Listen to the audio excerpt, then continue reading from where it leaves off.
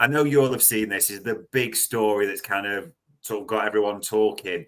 Liverpool's Sam Maguire article linked with Julian Alvarez, the former Manchester City, the current Atletico Madrid forward. Fair to say, a big name in world football. So there's a lot of people excited by this, especially as he's got 23 goals this season. He's got a pedigree for the Premier League. So you know what I'm going to ask you on this, and there's a couple of others mentioned in the article. Heard anything on it? Think there's something in this one at all? Yeah, definitely in terms of Liverpool having held an interest in him, and I'm sure they'll be keeping an eye on how he's getting on at Atletico because he's an absolutely top player. But I wasn't particularly given encouragement that this is definitely one they're going to pursue in the summer. I spoke to a couple of people and didn't get that vibe that he is maybe going to be the one if they do. We expect that they will sign a centre forward, but didn't really get huge encouragement, as I say, that they're going to kind of push for him. And I just do think that it looks a really tough deal to do to me because he's only been there for one season. Obviously, he's doing really well there. I'm sure they fight tooth and nail to keep him a bit longer and would demand an absolutely incredible fee because of his contract situation. So I just think it's a tough one to do. And as I say, I wasn't given massive encouragement on it. It's an interesting one. And the chat panel's gone busy on this one, saying Alvarez is class.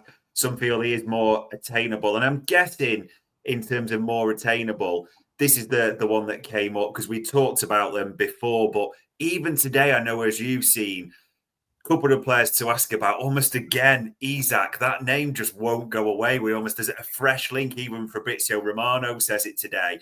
And Benjamin Šeško into the mix. So Sam Maguire mentioned him and a few others have started to mention that name as well.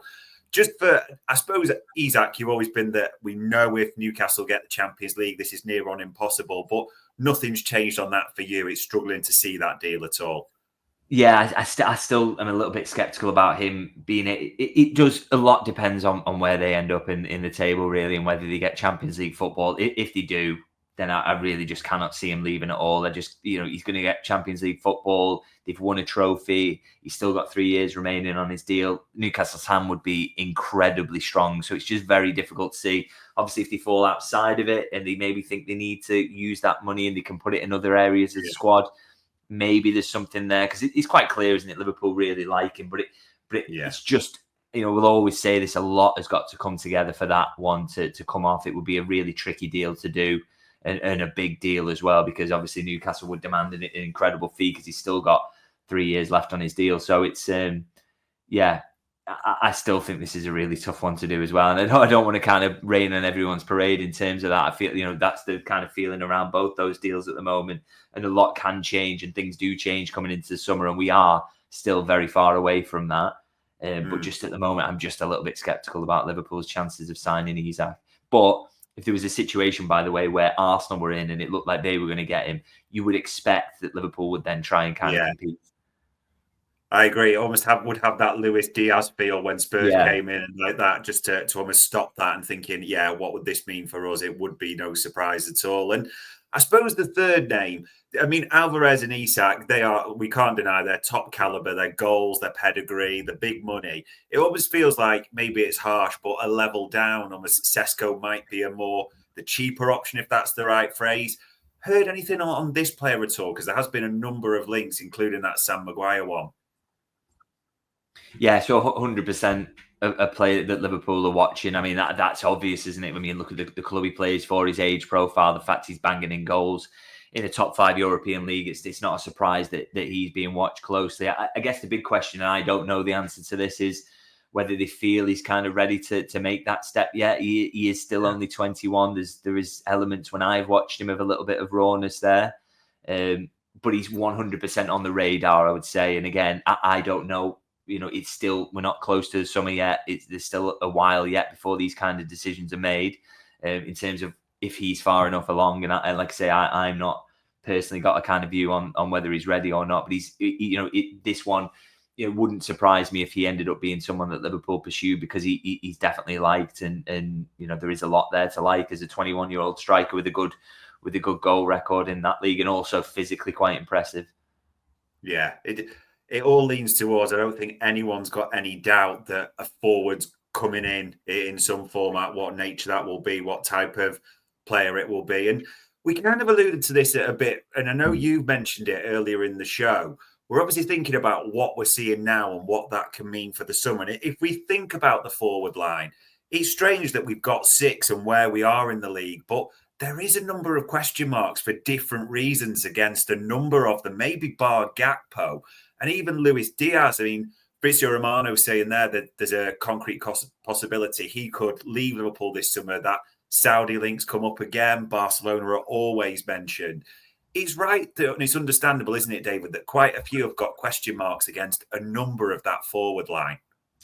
Yeah, I mean, I a couple of months ago, I would have said kind of Liverpool would like to avoid any real churn in that area. Maybe you'd see Nunez go and maybe one brought in to replace him, but it's just, I almost feel like it's going to end up being unavoidable for Liverpool, because if a decent offer comes in for Diaz with his level of production, you just know, and his age as well, and his contract situation, you just know Liverpool would consider it. There's no question about that.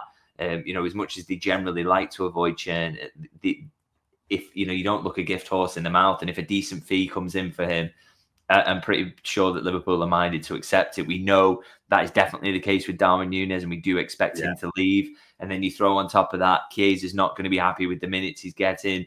Does an Italian club come in and kind of look to pinch him?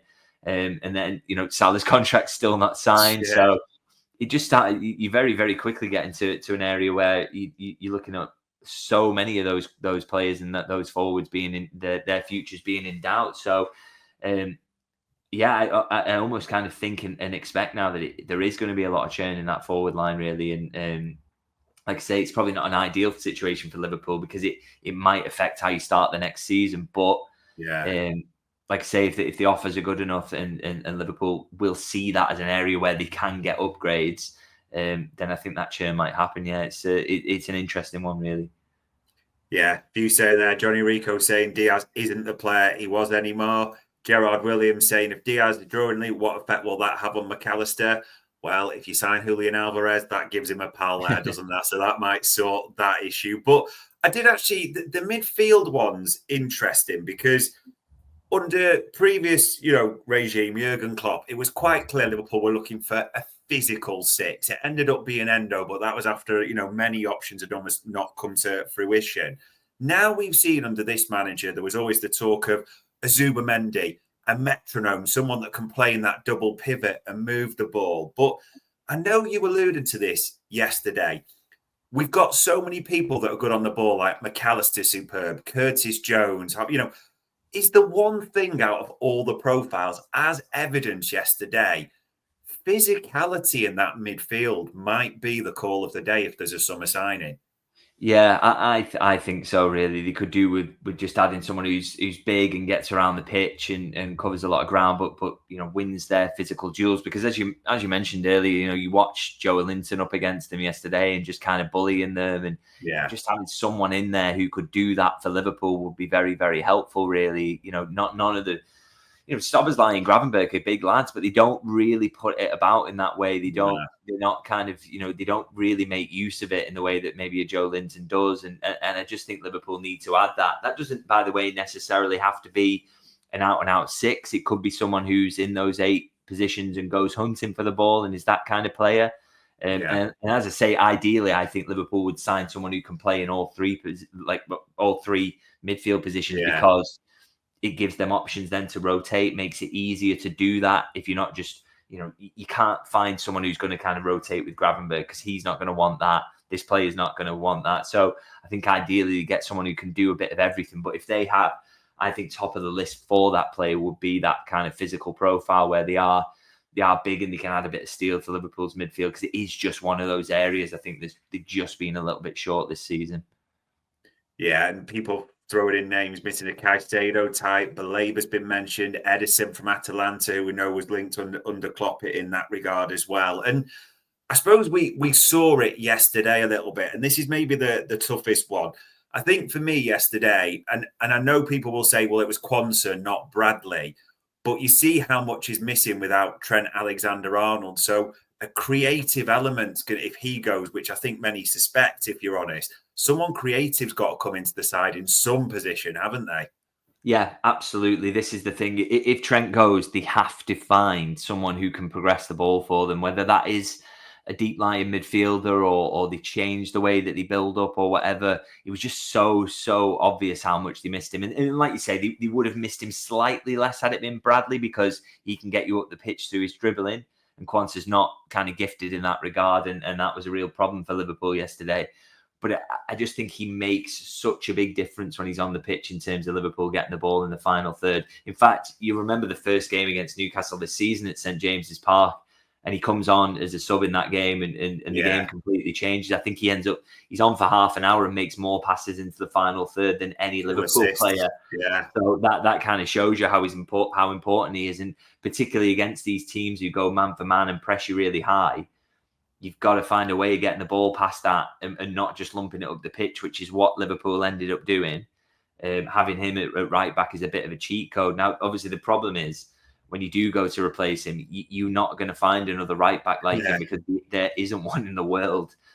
So it's all about how creative can you get in terms of coming up with solutions to work around that. And it's an interesting one, because obviously we still don't know exactly what his future is going to hold. But it's if he doesn't stay, it's a real problem that Liverpool have got to solve. And I think yesterday kind of spelled that out.